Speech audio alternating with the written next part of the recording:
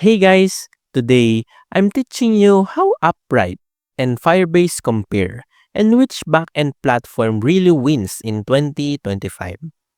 First, Firebase. It's Google's backend as a service, offering real-time databases, hosting, authentication, analytics, and strong integrations with other Google products. It's easy to use, perfect for startups, and has powerful scalability.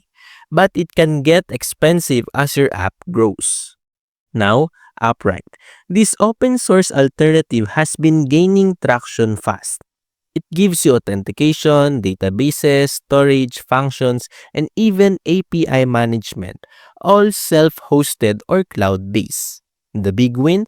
You can keep control of your data and avoid vendor lock-in, which is a concern with Firebase.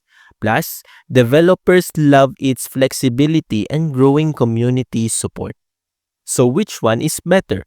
If you want simplicity, speed, and deep Google ecosystem ties, Firebase is still a great choice. But if you want more control, cost transparency, and open source freedom, Appwrite is the stronger pick in 2025.